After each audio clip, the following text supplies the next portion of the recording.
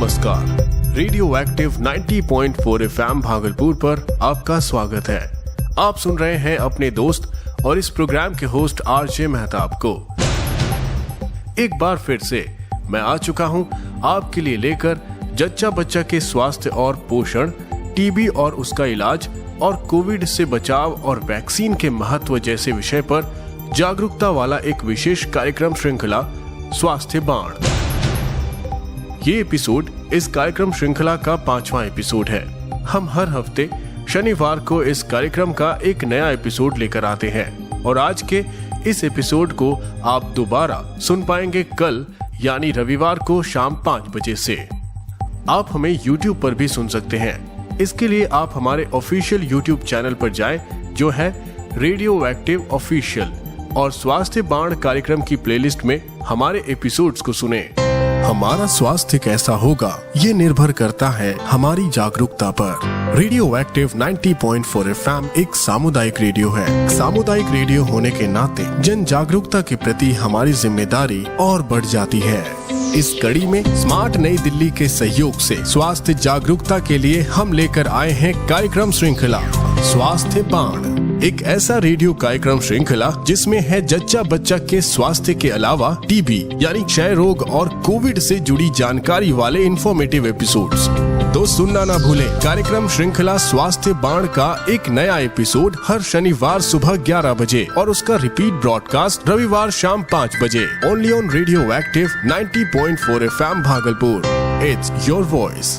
श्रोताओं, इससे पहले कि हम कार्यक्रम के आज के एपिसोड में आगे बढ़े, आपको पिछले एपिसोड यानी चौथे एपिसोड में किए गए बातों को याद दिलाते चले। श्रोताओं, पिछले एपिसोड में हमने बात की थी स्तनपान और उसके महत्व के बारे में। हमने आपको बताया था कि कैसे स्तनपान कराना जच्चा और बच्चा दोनों के लिए फायदेमंद है। हमने आपको बताया था स्तनपान कराते वक्त पहले 6 महीने के दौरान और किसी आहार की कोई जरूरत नहीं, न पानी की न किसी और चीज की, जैसे घी, शहद, ऊपर का दूध यानी पाउडर वाला दूध या किसी जानवर का दूध या फिर दूसरे बेबी फूड प्रोडक्ट या मिश्री या जन्म घुट्टी। इन सब चीज की कोई जरूरत नहीं है। पहले 6 महीने में सिर्फ माँ का ही दूध बच्चे के लिए पर्याप्त होता है। श्रोताओं, एक बात याद रखिए, अभी कोविड के वक्त में स्तनपान कराते हुए साफ सफाई का विशेष ध्यान रखें। नवजात शिशु को गोद में लेने से पहले हाथ जरूर धोएं और ये नियमित रूप से हर बार करें। बच्चे को लेकर घर या अस्पताल में जिन जगहों पर आप जा रहे हैं वहां पर साफ सफाई का विशेष ध्यान रखें। अगर आपको ज्यादा सर्दी खांसी की शिकायत हो तो स्तनपान कराते वक्त आपका चेहरा बच्चे की तरफ ज्यादा ना हो और आपने 3 लेयर का मास्क अच्छी तरह से पहना हो। खांसी या छींक आए तो अपने मुंह के डायरेक्शन को बदलना चाहिए। इस तरह से छोटी छोटी सावधानियों से स्तनपान को और सुरक्षित बना सकते हैं। श्रोताओं, आज के एपिसोड में हम बात करेंगे कि स्तनपान के दौरान पर्याप्त दूध उत्पादन के लिए माँ को क्या क्या पौष्टिक आहार खाना चाहिए ताकि उसके स्तन में दूध का उत्पादन अच्छी तरह से होता रहे और बच्चे को पर्याप्त आहार से वंचित न रहना पड़े। श्रोताओं, याद रखें कि अपने शिशु को पर्याप्त मात्रा में दूध उपलब्ध कराने के लिए आपको रोजाना स्वस्थ और पौष्टिक आहार खाने की आवश्यकता होती है। स्तनपान की अवस्था में कुछ अच्छी आदतों का होना जरूरी है। साथ ही ये भी याद रखना जरूरी है कि क्या खाएं और क्या खाने से बचें। तो अब आइए जानते हैं क्या खाएं और क्या ना खाएं। श्रोताओं, विभिन्न प्रकार के खाद्य पदार्थों को खाएं, लेकिन अत्यधिक खाने से बचें। इसके अलावा अपने आहार में संपूर्ण अनाज चुने, सब्जियां और फल अधिक खाएं। मांसाहार करने वाली महिला गर्भावस्था से पहले थोड़ा अधिक मांस, मछली और अंडे का उपयोग करना शुरू कर दे। ओमेगा 3 फैटी एसिड से परिपूर्ण मछली चुने, लेकिन उसमें मरकरी की मात्रा कम हो, इसका भी ध्यान रखें। ऐसा करने से आपके स्तन में पर्याप्त मात्रा में दूध बनता रहेगा। ये सुनिश्चित करें कि आप हर दिन कैल्शियम और प्रोटीन से भरपूर भोजन के स्रोत खा रहे हो। कैल्शियम से परिपूर्ण खाद्य पदार्थों का उपयोग करें, जैसे दूध या डेयरी प्रोडक्ट या फिर सब्जियां। पानी का सेवन पर्याप्त मात्रा में करें। कॉफी, चाय का सेवन सीमित मात्रा में करें, क्योंकि इनमें कैफीन होता है और ऐसी अवस्था में कैफीन युक्त पेय से बचना चाहिए। याद रखें, स्तनपान कराने के दौरान शराब पीना या धूम्रपान करना आपके बच्चे के लिए बहुत हानिकारक होगा, इसलिए ना शराब पिए ना धूम्रपान करें।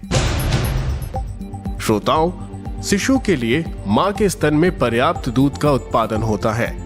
आपका शिशु जितना दूध पिएगा उतना ही आपके स्तन में दूध का उत्पादन होगा, क्योंकि ये डिमांड और सप्लाई चेन पर काम करता है।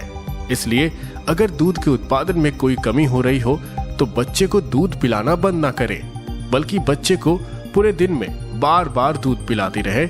इससे स्तन में सामान्य तौर पर दूध का उत्पादन होता रहेगा। इन सब के साथ साथ स्तनपान कराने वाली मां के लिए संतुलित आहार लेना सबसे महत्वपूर्ण है। जब तक आपके शिशु को किसी खाद्य से विशेष एलर्जी ना हो तो आपको किसी भी भोजन से बचने की आवश्यकता नहीं। अगर आपको ये संदेह हो रहा है कि आपके किसी खाने से आपको या आपके शिशु को एलर्जी हो रही है तो आप अपने डॉक्टर से परामर्श लें। श्रोताओं, कुछ शिशु तेज सुगंध या गैस उत्पादन करने वाले भोजन जैसे लहसुन, करी या मसाले के प्रति संवेदनशील होते हैं। ऐसे बच्चे आपका दूध पीने के बाद परेशान हो सकते हैं और रो सकते हैं। अगर ऐसा होता है तो आपको इन खाद्य पदार्थों से बचना चाहिए। श्रोताओं, स्तनपान करा रही मां को अपने दैनिक आहार में कुछ और विशेष ध्यान रखना चाहिए, जैसे उन्हें तला हुआ आहार या नूडल्स या फिर आइसक्रीम, कैंडी, बिस्किट, मिठाइयाँ, सॉफ्ट ड्रिंक जैसे पदार्थों का सेवन सीमित मात्रा में करना चाहिए। अच्छा होगा कि एकदम कम करें। इसका अत्यधिक सेवन करना डाइजेस्टिव सिस्टम को प्रभावित कर सकता है और फिर आपको बीमार कर सकता है। मेरा नाम गोलू है, मुन्नी का बड़ा भाई। एक दिन स्कूल से आया तो देखा मुन्नी रो रही थी। सोचा प्यास लगी होगी। मैं भाग के दादी के पास गया, बोला मुन्नी को पानी पिला दो ना। दादी ने एकदम मना कर दिया, बोली 6 महीने तक मुन्नी सिर्फ मम्मी का दूध पिएगी और कुछ खिलाया पिलाया तो 10 हो सकते हैं। अगली बार मुन्नी रोई ना, मैंने उसके कान पे जाके कह दिया 6 महीने तक सिर्फ मम्मी का दूध पीना है। स्तनपान विकल्प नहीं संकल्प है। स्वास्थ्य एवं परिवार कल्याण मंत्रालय, भारत सरकार द्वारा जनहित में जारी। श्रोताओं, कुछ लोगों का ये मानना है कि जैसे जैसे बच्चा बढ़ता जाता है, स्तनपान कराने वाली महिला पर इसका बोझ बढ़ता जाता है। यानी वो सोचती है कि जो खान पान वो खा रही है उससे स्तनपान के लिए वो पूर्ति कर पाएगी कि नहीं। तो आपको बताएं, अपने बच्चे को आप 6 महीने तक बेझिझक सिर्फ स्तनपान कराएं और अपने खान पान का विशेष ध्यान रखते हुए अपनी रेगुलर डाइट को जारी रखें। उसके बाद जब 6 महीने की उम्र पूरी हो जाए तो शिशु को बाहरी आहार यानी पूरक आहार देना शुरू करें और अपने खान पान में भी विशेष ध्यान देना शुरू करें। इस तरह से आप स्तनपान कराते रहे, ये बच्चे के लिए भी पर्याप्त होगा और आपके लिए भी। अधिक जानकारी के लिए आप अपने डॉक्टर से परामर्श ले सकती हैं। अपने डॉक्टर से बात करें और अपने लिए विशेष डाइट चार्ट प्लान करें। स्तनपान करा रही महिला को भी सुपाच्य भोजन करना चाहिए। जैसे हम पूरक आहार के रूप में शिशु के आहार में सुपाच्य भोजन देते हैं, उसी तरह माँ को भी अपने लिए सुपाच्य भोजन का ही चयन करना चाहिए। ऐसे किसी भी आहार का चयन ना करें जिसे पचाने में आपको मुश्किल होती हो। श्रोताओं, जिस तरह से गर्भावस्था के दौरान एक महिला को अपने खान पान का विशेष ख्याल रखने की जरूरत होती है, उसी तरह से डिलीवरी के बाद भी कम से कम अगले 6 महीने तक महिला को अपने खाने का विशेष ध्यान रखना होता है। डिलीवरी के बाद महिला को खुद का शरीर मजबूत करने के लिए सेहतमंद चीजों की जरूरत पड़ती है। साथ ही उन्हें ब्रेस्ट फीड कराना पड़ता है। तो ऐसे में महिला के भोजन में विशेष आहार शामिल करना जरूरी है। दरअसल डिलीवरी के बाद माँ को अपने शरीर में अपनी ऊर्जा का स्तर ऊंचा रखने की जरूरत होती है। ऐसे में अंकुरित अनाज, हरी पत्तेदार सब्जियां, ताजे मौसमी फल, भीगे हुए बादाम, डेयरी प्रोडक्ट जैसे दूध, दही, कच्चा पनीर, इन सब का सेवन जरूर करना चाहिए।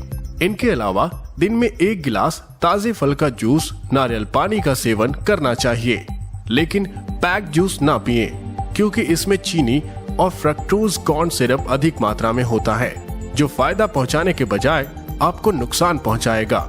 इसके अलावा स्तनपान कराने वाली माओं को दूसरी महिलाओं के मुकाबले ज्यादा पानी पीना चाहिए, क्योंकि शरीर में दूध बनाने के लिए पानी की भी आवश्यकता महत्वपूर्ण मानी गई है।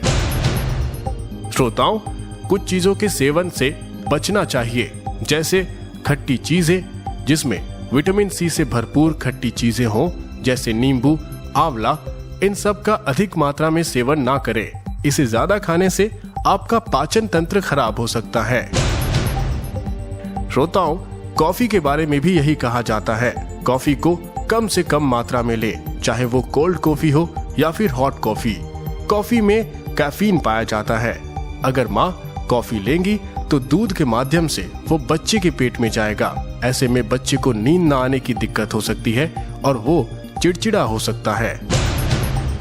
श्रोताओं, ऐसी अवस्था में माँ को मूंगफली खाने से परहेज करना चाहिए, क्योंकि मूंगफली खाने से कुछ लोगों को एलर्जी की समस्या हो सकती है। तो अगर आपको एलर्जी हो रही है या फिर आपके बच्चे को भी एलर्जी हो रही है, तो हो सकता है कि आप मूंगफली का सेवन कर रहे हो। श्रोताओं, एक और खास बात, लहसुन शरीर के लिए काफी फायदेमंद होता है, लेकिन इसे ज्यादा मात्रा में खाने से इसकी महक माँ के दूध में आने लगती है और ऐसे में कई बार बच्चा ठीक से दूध नहीं पी पाता। इन सब के अलावा कुछ सब्जियों से परहेज करें या फिर कम मात्रा में खाएं, जैसे मूली, गोभी, पत्ता गोभी जैसे गैस बनने वाली सब्जियों से परहेज करें। श्रोताओं, जैसा कि हम सब जानते हैं कि माँ की दूध की गुणवत्ता उसके खान पान पर निर्भर करती है। साबुत अनाज, दालें, सूखे फल, ताजे फल, सब्जियां जैसे खाद्य पदार्थों में मौजूद प्रोटीन माँ और बच्चे के लिए अच्छा है। इसलिए आहार में ऐसी चीजें शामिल करनी चाहिए जो माँ के बॉडी को हाइड्रेटेड रखने के साथ साथ उसके दूध की गुणवत्ता को भी बनाए रखे। ठंडा, बासी और बहुत अधिक रूखा सूखा खाना खाने से बचे। उन खाद्य पदार्थों को खाने से बचे जो बहुत मसालेदार, कड़वे या तीखे हो। दिन में कम से कम 4 से 6 बार छोटे छोटे अंतराल में खाना खाएं। पका हुआ और अच्छी तरह उबला हुआ खाना उत्तम माना जाता है। अगर एसिडिटी होती है तो डेयरी उत्पादों, अचार, खट्टे पदार्थ या फिर मसालेदार सलाद से बचें। इस तरह का भोजन करने से माँ को और बच्चे को दस्त, पेट की ऐंठन, संक्रमण जैसी समस्या हो सकती है। श्रोताओं, अपने शरीर को हाइड्रेटेड रखने के लिए कम से कम 4 लीटर पानी दिन भर में पिए। आपको ये भी ध्यान रखना होगा कि आप साफ उबला हुआ या फिल्टर किया गया पानी ही पिए, ताकि पानी से होने वाले संक्रमण से बचा जा सके। बेहतर है जब आप बाहर जाएं तो अपने साथ पानी का बोतल रखें या फिर बाहर में एक अच्छे ब्रांड का ही मिनरल वाटर खरीदें। गर्मियों में दूध पिलाने वाली माँ के शरीर में पानी की तेजी से कमी हो जाती है, इसलिए फलों का ताजा जूस घर पर बनाकर लेती रहें तो फायदा हो सकता है। नारियल का पानी, लस्सी पीना भी फायदेमंद है। श्रोताओं, याद रखिए, अगर आप प्यास बुझाने के लिए सोडा युक्त पेय लेती है तो स्तनपान के दौरान इनका सेवन ना करना ही बेहतर है। इन पेय में खाली कैलोरी होती है और कोई पोषण नहीं होता। श्रोताओं, अगर आप इस बात को लेकर चिंतित हैं कि आप पर्याप्त पेय पदार्थ ले रही हैं या नहीं, तो अपने पेशाब के रंग पर ध्यान दें। अगर ये बहुत हल्का पीला है तो इसका मतलब आप पर्याप्त तरल पदार्थ ले रही हैं, मगर पेशाब यदि गहरे पीले रंग का है या तेज दुर्गंध वाला है तो इसका मतलब हो सकता है कि आपको डिहाइड्रेशन है। इसलिए आपको अधिक पानी पीना चाहिए। इन सब के अलावा अधिक जानकारी के लिए अपने डॉक्टर से जरूर परामर्श लें।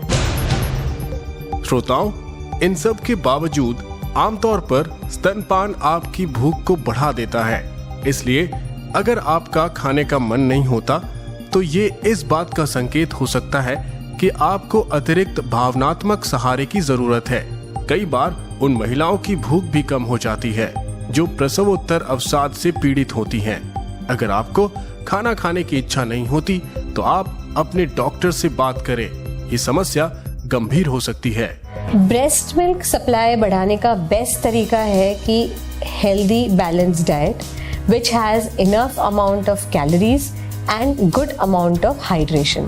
तो अगर नॉर्मली हम ये माने कि करीब हमको 225 कैलोरीज चाहिए होती हैं, ब्रेस्ट फीडिंग के दौरान करीब 550 कैलोरीज हमको और कंज्यूम करना है। तो इम्पॉर्टेंट है कि आप कैलोरी डेंस खाना खाएं, कि कम खाने में भी आपको मैक्सिमम से मैक्सिमम कैलोरीज प्राप्त हो जाए। जैसे कि ये लड्डू, पंजीरी, ये सब जो हमारे एंसेस्टर्स बनाते थे, उसका रीज़न यही होता था कि वो कैलोरी डेंस फूड्स होते थे, कि अगर आप एक लड्डू खाते हो तो आपको इतनी कैलोरीज मिल जाती हैं जो ब्रेस्ट फीडिंग मदर को चाहिए होती हैं उस टाइम पे। बाकी चीज़ आपको अपनी कैल्शियम रिक्वायरमेंट पूरा करना बहुत ज़्यादा ज़रूरी है। 1200 मिलीग्राम्स ऑफ कैल्शियम आपको डेली लेना है और सारे विटामिन एंड मिनरल्स को एडिक्वेट मात्रा में लेना ब्रेस्ट फीडिंग में ज़रूरी है। और इम्पॉर्टेंट ये है कि आप पानी खूब पिए ब्रेस्ट फीडिंग में, क्योंकि एक ब्रेस्ट फीडिंग मदर को बहुत प्यास लगती है। इम्पॉर्टेंट चीज़ ये है कि आपको स्ट्रेस फ्री रहना है। आप कितना भी खा लो, if you are a stressed mother, तो ब्रेस्ट मिल्क सिक्रीशन नहीं होता है, क्योंकि ब्रेस्ट मिल्क सिक्रीशन हमारे ब्रेन से शुरू होता है। तो यदि आप किसी भी कारण से स्ट्रेस में हो तो वही स्ट्रेस आपका प्रोलैक्टिन सिक्रीशन नहीं होने देता है, जिस वजह से ब्रेस्ट मिल्क सप्लाई कम हो जाती है। तो important thing is that you have to remain a happy relaxed mother. श्रोताओं, तो ये था कार्यक्रम श्रृंखला स्वास्थ्य बाण का 5वां एपिसोड। आज हमने इस एपिसोड में स्तनपान करा रही माँ के लिए क्या खाना सही होगा और क्या खाना नहीं, इस पर विस्तार से चर्चा की। इसके अलावा माँ को अपने लिए एक अच्छे और पौष्टिक आहार का चुनाव करने के लिए भी हमने विस्तार से बताया। इन सब के अलावा एक बात हमेशा ध्यान में रखें कि किसी भी तरह की परेशानी हो तो आप सीधे अपने डॉक्टर से संपर्क करें। किसी भी बात पर सीधे सीधे यकीन ना कर लें। मुझे आशा है कि आपने इस एपिसोड को बड़े ध्यान से सुना होगा, और जो आज नहीं सुन पाए या फिर जिन्होंने एपिसोड को बीच से आधा सुना है, उन्हें हम बता दें कि कल भी आप इसे सुन सकते हैं। हमारे इस एपिसोड का रिपीट ब्रॉडकास्ट शाम के 5 बजे से कल सुनिएगा। श्रोताओं, आप YouTube पर भी सुन सकते हैं। इसके लिए आप हमें YouTube पर सब्सक्राइब करें। हमारा ऑफिशियल YouTube चैनल है रेडियो एक्टिव ऑफिशियल। कार्यक्रम स्वास्थ्य बाण की प्लेलिस्ट में हमारे एपिसोड आपको YouTube पर रेगुलर मिलते रहेंगे। रेडियो एक्टिव 90.4 FM भागलपुर पर मैं यानी आरजे मेहताब आपसे मिलूंगा अब अगले एपिसोड में शनिवार को सुबह 11 बजे। तब तक के लिए मुझे दीजिए इजाजत और सुनते रहिए स्वास्थ्य जागरूकता पर आधारित हमारा ये विशेष कार्यक्रम स्वास्थ्य बाण। ये कार्यक्रम स्मार्ट नई दिल्ली के सहयोग से लाया जा रहा है। नमस्कार। नन्ही नन्ही हथेली में आकाश है, पंख बेताब हैं उनमें विश्वास है। मुस्कुराती हुई बेटियां कह रही, देखो मंजिल का रास्ता यही पास है। कर रहा मिलके ये देश सारे जतन, कर रहा मिलके ये देश सारे जतन, सारे जतन। पोषणम पोषणम पोषणम पोषणम, देश उम्मीद से है करो पोषणम, देश उम्मीद से है करो पोषणम, करो पोषणम। पोषणम पोषणम पोषणम पोषणम, देश उम्मीद से है